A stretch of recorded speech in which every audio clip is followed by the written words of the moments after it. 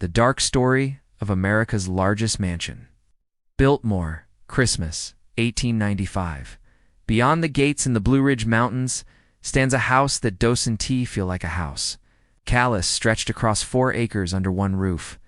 35 bedrooms. 65 fireplaces. Beautiful, yes. But that's just the facade.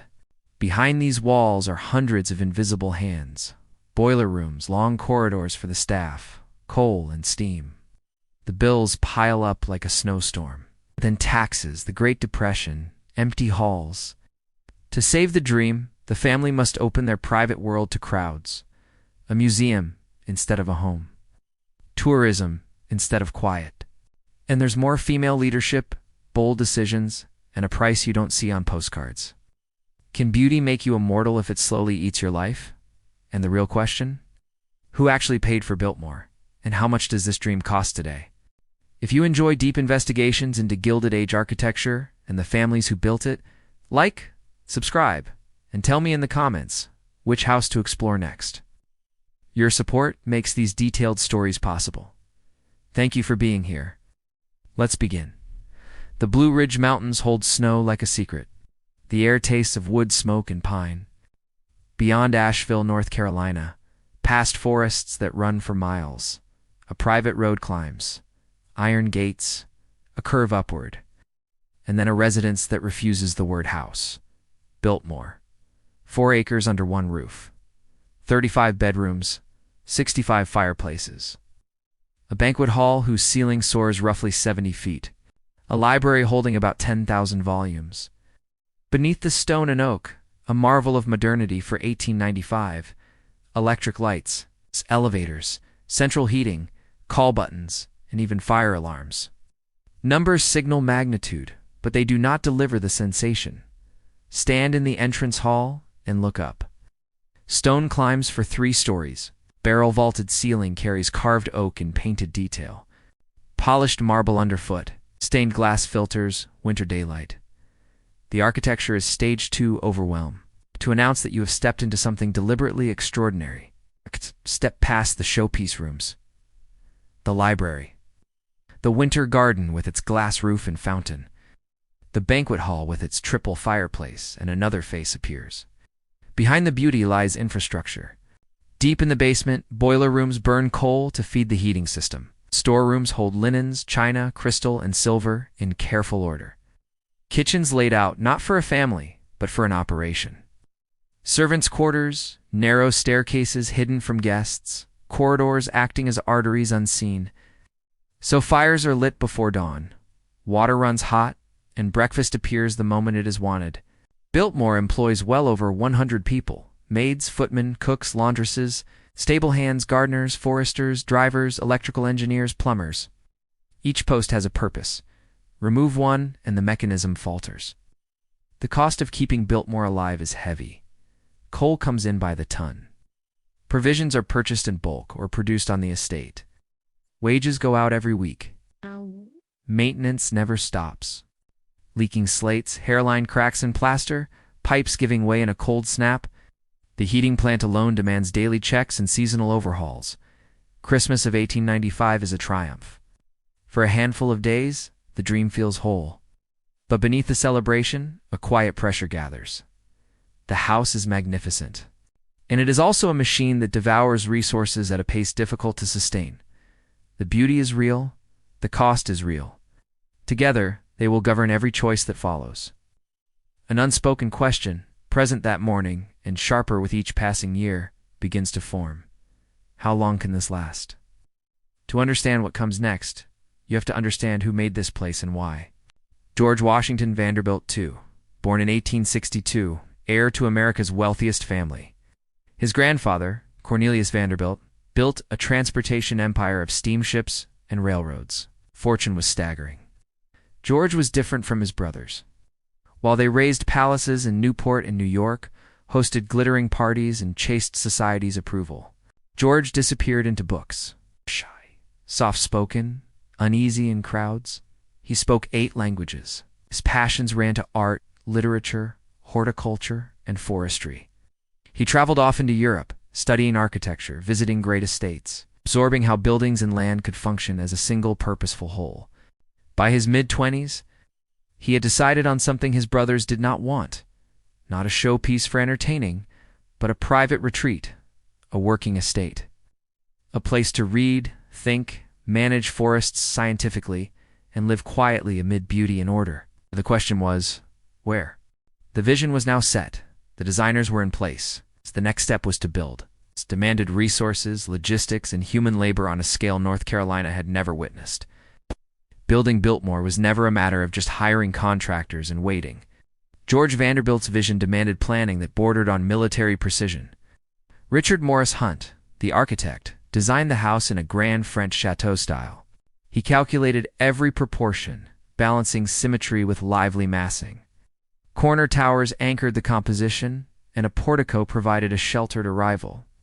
Inside, the plan guided visitors from grand public spaces like the entrance hall and banquet hall to progressively more intimate family rooms. Beauty served function. Every ornament reinforced a structural line, framed a vista, or clarified circulation. Hunt specified materials with precision: Indiana limestone for the walls, oak for the joinery, marble for fireplaces, and copper for the roof. It was costly, yes, but meant to endure for generations. Every piece of stone was numbered, every dimension verified. At this scale, an error was a serious liability, not a minor blemish. Meanwhile, the landscape architect, Frederick Law Olmsted, confronted a different kind of battlefield. Decades of logging and careless farming had scarred the land. Hillsides were eroding, creeks ran murky and turbid. The native forests had been decimated. His approach was restorative. He planned large-scale reforestation, prioritizing native species. Terracing and contour plantings were designed to control erosion. A 3-mile-long approach road would wind through recovering forest, revealing vistas in a measured, deliberate sequence. Closer to the house, formal gardens supplied structure and color. Beyond that, a managed forest would demonstrate that beauty and productivity could coexist. Both men knew this grand vision required infrastructure. George approved it all: a private railway spur, a brick kiln, a woodworking mill, a stone yard, and even temporary housing for the laborers. At the peak of construction, over 1,000 men worked on the hill. Stonemasons from Italy brought old-world techniques. Carpenters shaped the region's abundant hardwoods. Brickmakers, plasterers, painters, metalworkers, each discipline was meticulously coordinated. Materials traveled vast distances. Indiana limestone arrived by rail, then by wagon. Oak beams over 40 feet long were hauled up mountain roads. Copper sheets were bundled and installed with incredible precision. Every single nail, pane of glass, and fixture was ordered, inventoried, and installed exactly to Hunt's specifications. Hunt's house would take 5 years to raise. Olmsted's forest, however, would take decades to mature. Both men understood they were building something that would outlast them. Construction began in 1890. First, the plateau itself had to be prepared. Basements were dug deep to house boilers, coal bins, and vast storage rooms. Tons of earth were moved by hand, with mule-drawn carts and a whole lot of sweat. The stone arrived numbered, pre-carved for arches, ornamental brackets, and rosettes. Stonemasons worked methodically, course by course, with mortar mixed right on site. The walls climbed slowly. Weather and cold often slowed progress, but precision was always the rule. Speed was never the point. Centuries of durability were. The interiors were threaded with the most modern systems of the time: electricity, call buttons, and central heating. The heating alone required massive boilers circulating water through miles of pipe. With engineers on staff year-round to maintain it, oak, chiefly American white oak, provided both strength and beauty. The library alone took months to complete, with its floor-to-ceiling carved paneling, a hand-worked ceiling, and a concealed spiral staircase. The banquet hall's triple fireplace rose nearly to the rafters. The house had dozens of bathrooms, each featuring ornate tiles, porcelain fixtures, and hot and cold running water. The human cost of this monumental effort was immense. Stone dust burned the workers' lungs. The heights were unforgiving. Winters slowed work, but rarely stopped it. Men worked 6 days a week, 10-hour days. Temporary housing was provided on site, and the payrolls recorded hundreds of names. Women were also essential, staffing the kitchens and laundries, feeding the massive crews, and washing their clothes. By 1894, the shell of the house was tight. The copper roof was installed, ready to weather into its iconic blue-green bloom. Inside, plasterers finished the walls, painters coated the ceilings, electricians tested the circuits, and plumbers pressure-tested the lines. Tile setters moved from one bathroom to the next. Finally, furniture arrived, art was installed, and books were unpacked and shelved. As Christmas of 1895 arrived, the house was finally ready to receive its first guests. But another part of George's vision was just beginning. The house was complete, but the land was still fractured. That first Christmas, George stood in his library, surrounded by 10,000 volumes, looking out on land that still unsettled him. Close to the house, Olmsted's work was thriving. The approach road wound beautifully through a restored woodland, and the formal gardens supplied structure and color. But beyond, the wider estate told a harder story. The mountains had been cut carelessly by lumber companies that left a mess behind. Farmers had cleared steep slopes for crops that drained the soil, then abandoned the land. Erosion carved deep gullies, and streams ran brown. The native forests, once rich with American chestnut, were fragmented, wanted more than just a pretty view, wanted a living, productive forest. Properly managed timber could help offset the estate's enormous costs. But at the time, America had no forestry profession. Europe had trained specialists. America just had loggers. George consulted Olmsted, who recommended a young American forester who had just returned from Europe, Gifford Pinchot, 1892. A 26-year-old Pinchot began surveying the estate, mapping what was healthy, what was degraded, and what was regenerating. His crews walked the tracks, marked trees, and logged measurements. Then came the management choices, selective cutting that left young growth to climb into the canopy, creating fire breaks, and reforesting with white pine, yellow poplar, and oak. This was practical work, not just decoration. Pinchot hired locals to plant thin, conduct-controlled burns and test new techniques. Biltmore's woods became a living laboratory, the very first of its kind in America. Thank you so much for... The young forester, Gifford Pinchot, would eventually become the first chief of the United States Forest Service. Biltmore was his proving ground, and the practices refined here would go on to shape national policy for decades to come.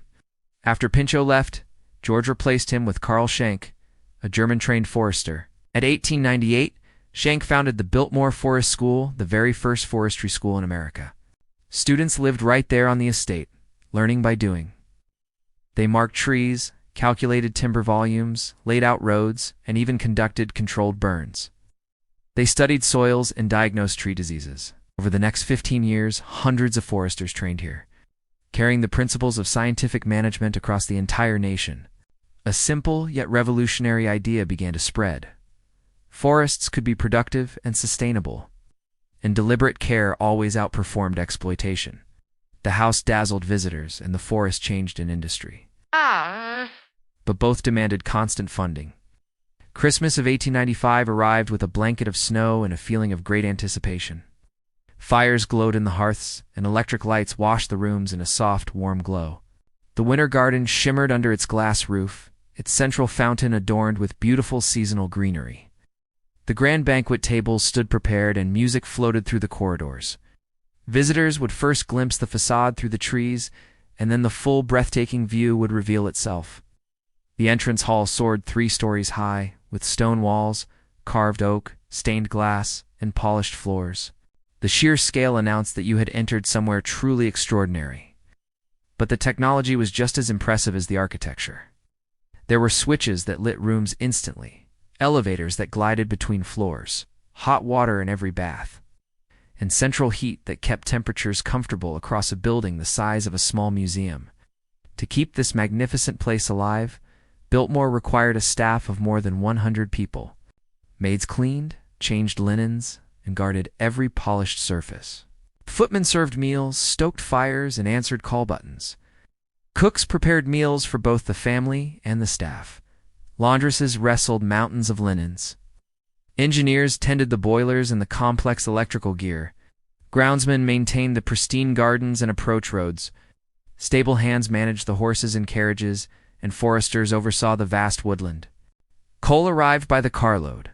Provisions were either bought, grown, or processed right on the estate's own farms and dairies. Maintenance was a never-ending task. Slate roofs needed resetting, pipes needed repairing, and circuits needed diagnosing. The demand for skilled hands and materials was constant. The monthly operating costs were substantial, even for a Vanderbilt. George relied on the estate's own productivity to help balance these costs. The dairy produced milk, butter, and cheese. Gardens and glass houses supplied fresh vegetables all year round. The orchards offered apples, peaches, and pears. Hogs and chickens provided meat and eggs. The estate aimed for a practical kind of self-sufficiency, reducing its dependence on outside suppliers. Out in the woods, Carl Schenck kept the forestry program on course. Selective logging provided a steady trickle of timber income, while reforestation, erosion control, and wildlife recovery efforts progressed. The Biltmore Woods became a living laboratory of sustainable forestry. Meanwhile, Biltmore Village, which housed workers and their families, became a model community. It offered fair wages, reliable housing, free schooling, and even medical care. Despite the grandeur, social life on the estate remained restrained. George married Edith Stuyvesant Dresser in 1898, and they both preferred quiet evenings over extravagant spectacles. They hosted small dinners, weekend guests, and occasional concerts, but it was nothing like the lavish excess of Newport's social scene. A strict sense of discipline governed the entire estate. Every grand ball, every large party, meant thousands of dollars spent. The operating costs were already incredibly high. Staff worked in shifts around the clock. Fires were always tended, meals were always prepared, and call buttons were always answered.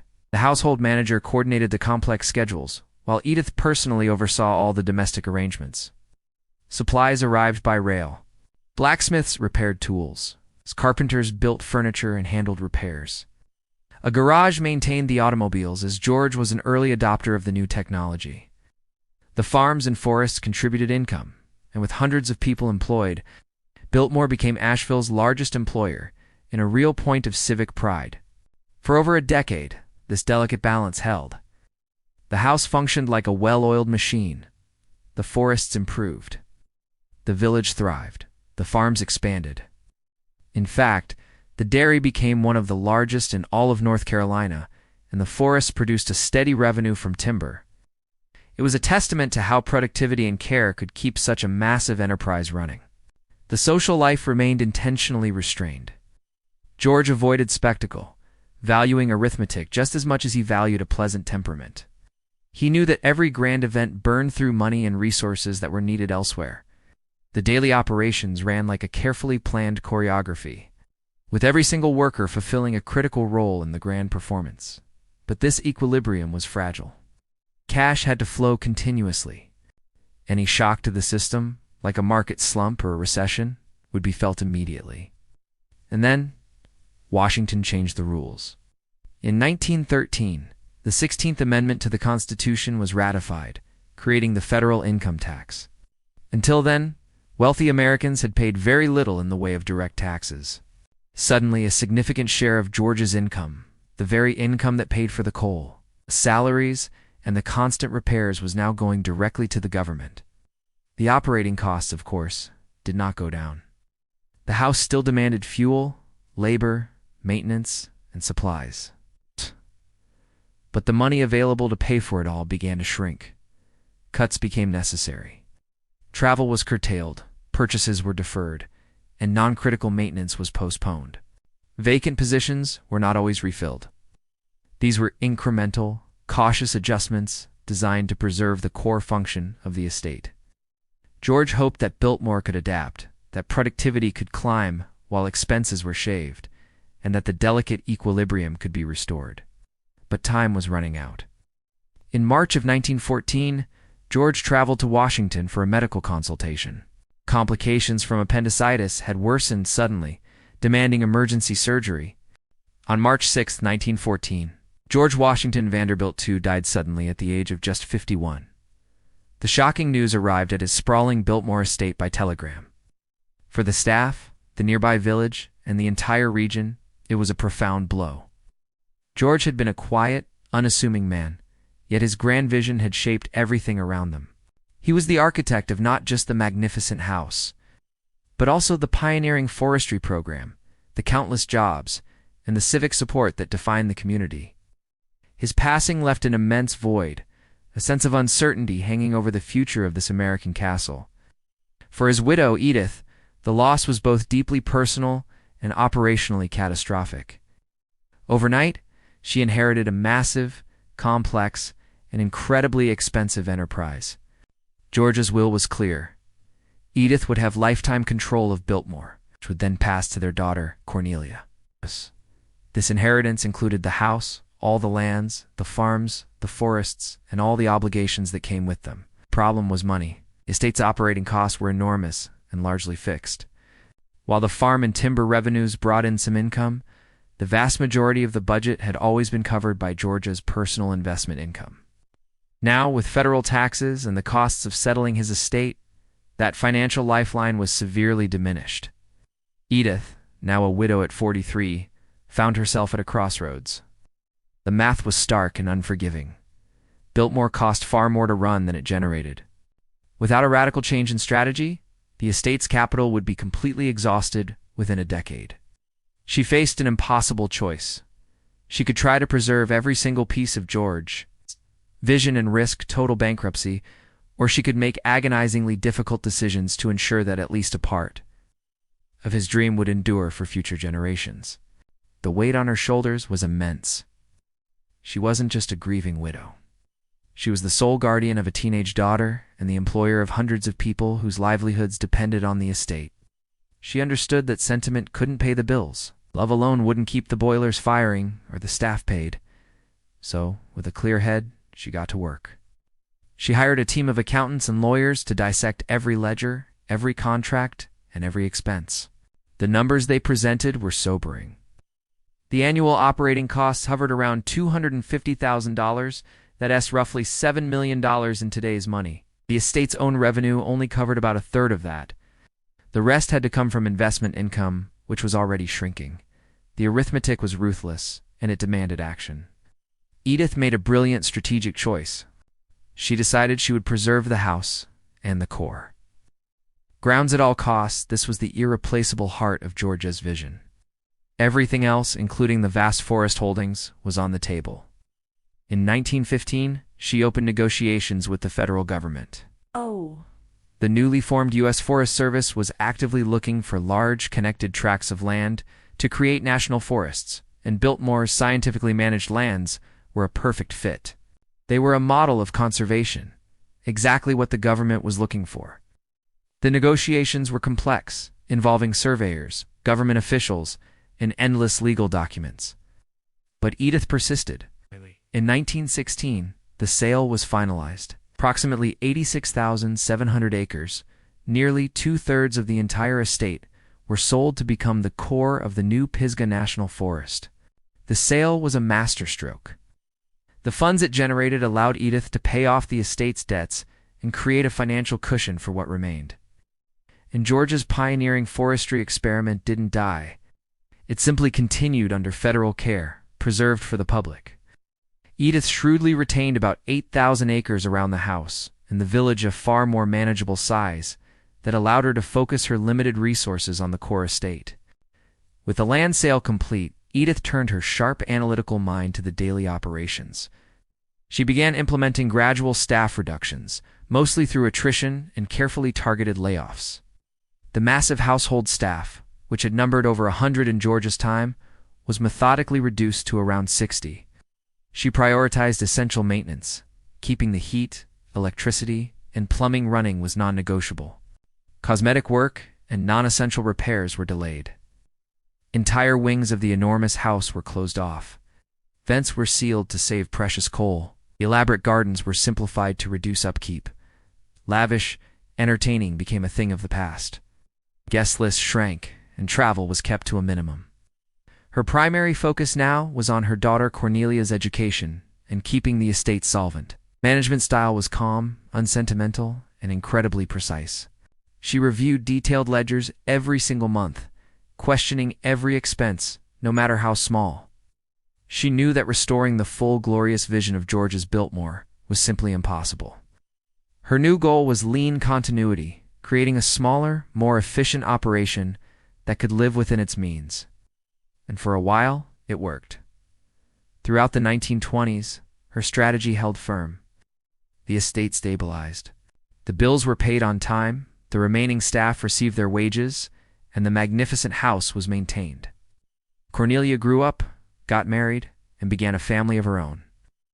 It seemed that Edith had weathered the storm. And then came 1929.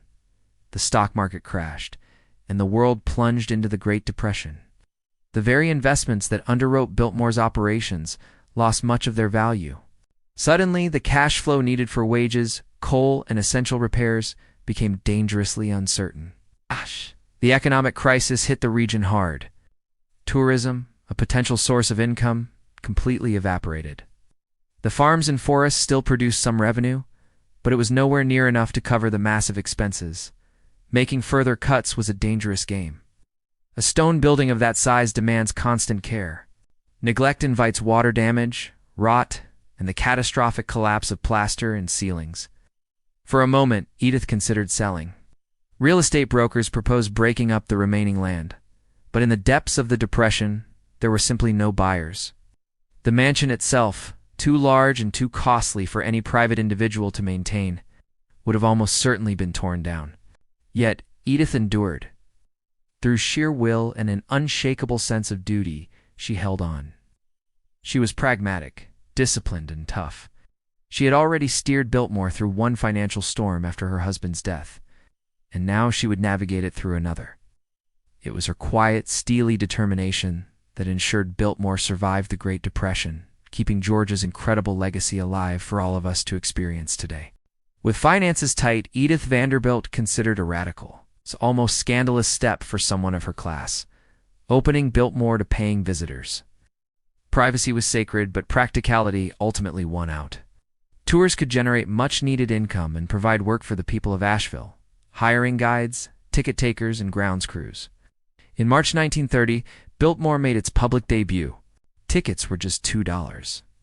Visitors followed a carefully planned 2-hour path through the principal rooms like the banquet hall, library, and winter garden, while the private family quarters remained closed.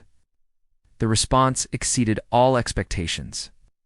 Some came out of pure curiosity, others for a glimmer of hope, a reminder that beauty and craftsmanship could endure even in the hardest of times. The revenue was modest, but it was meaningful. Biltmore had found a new purpose, transforming from a private home into a public museum. But tourism brought revenue, not abundance. Visitor numbers ebbed and flowed with the volatile economy. During the worst years of the Great Depression, attendance was thin. Edith constantly had to balance the estate's maintenance costs against the unpredictable ticket income. Knowing that a single bad season could trigger a crisis, then came December 1941. Pearl Harbor. The United States entered World War II and tourism ground to a halt. Gasoline and rubber were rationed, and leisure travel became nearly impossible.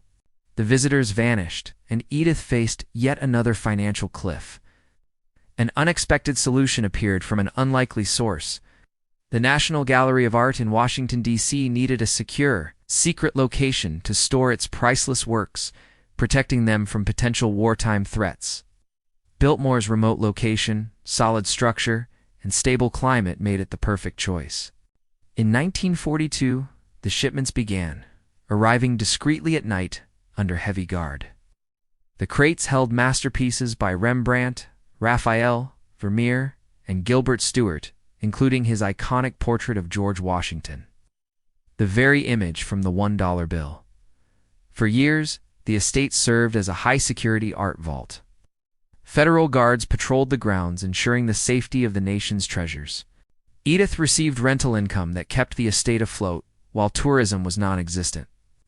Biltmore had proven it could serve a higher purpose, a protector of beauty and culture. With peace restored after 1945, the tours resumed. Visitors returned, and cars once again drove up the long approach to Biltmore. Families explored the gardens, and guides led tours through the magnificent rooms. Edith guided Biltmore through the post-war boom of the 1940s and 1950s. Tourism became increasingly vital, but as she aged, questions about the estate's long-term survival loomed large. Her daughter Cornelia had moved away, and the immense responsibility eventually passed to her grandsons. Biltmore was vast, costly, and incredibly complex to manage. Revenue from tourism helped, but it couldn't fund the major preservation work required. A turning point came in 1963 when Biltmore was designated a National Historic Landmark, officially recognizing its architectural and historical significance. Its survival now demanded professional management and diversified sources of income. Through the 1960s and 1970s, Biltmore underwent a profound transformation. Visitor facilities were improved, and marketing efforts grew more sophisticated. The estate began hosting seasonal events, weddings, and conferences, bringing in new streams of revenue. A winery, launched in 1985, added another successful enterprise. Preservation became a systematic science. Roofs were repaired, the limestone facade was cleaned, and interiors were meticulously restored. Electrical and plumbing systems were modernized, all while maintaining the historic integrity of the house. The sustainable forestry practices established by Gifford Pinchot and Carl Schenck a century earlier continued, balancing timber income with ecological health. By the early 21st century, Biltmore was drawing over 1 million visitors annually and employed around 2,000 people, making it one of the largest employers in the region. From a private refuge to a public institution, the estate survived through constant adaptation. It was Edith's hard choices, her willingness to share what was once intensely private, and her recognition that preservation requires professional operations that ensured the house would endure for future generations. Beauty alone was not enough. Grand visions need resources, and resources without adaptation guarantee failure. Biltmore endured because its stewards were willing to change its purpose while fiercely protecting its essence. It survived because it learned to serve. If you enjoy deep investigations into Gilded Age architecture and the families who built these incredible places, please like and subscribe. Every mansion has its shadows. Every dream has its price. Thank you for watching.